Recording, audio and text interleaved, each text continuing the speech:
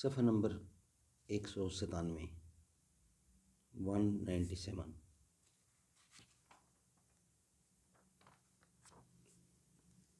سیرت النبی جلد اول۔ سبجیکٹ ہمارا چل رہا ہے غزوہ بدر، صفحہ نمبر 197۔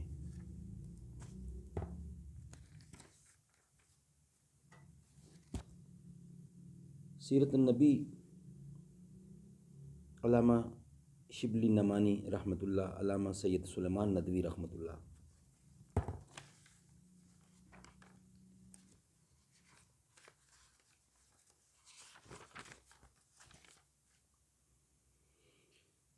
بسم اللہ الرحمن الرحیم، الحمد للہ رب العالمین والصلاة والسلام علی رسولہ محمد وعلی آلہ واصحابہ اجمعین۔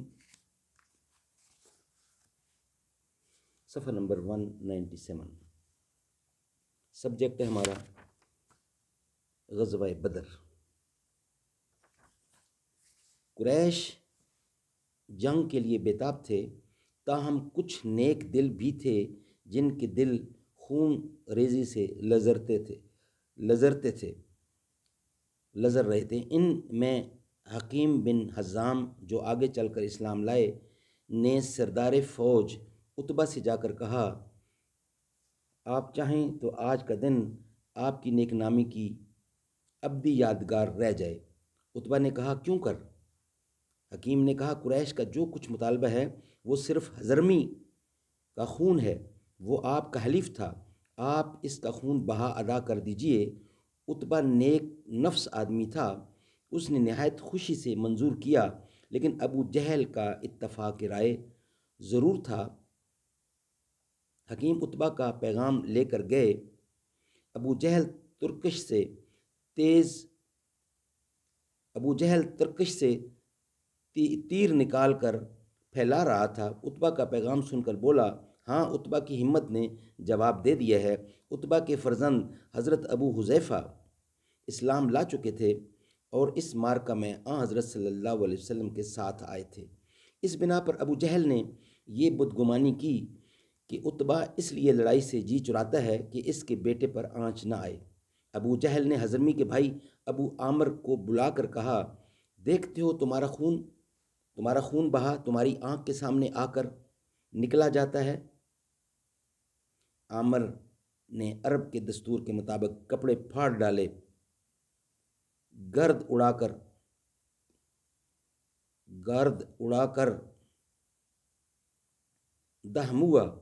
دہموا کا نعرہ مارنا شروع کیا۔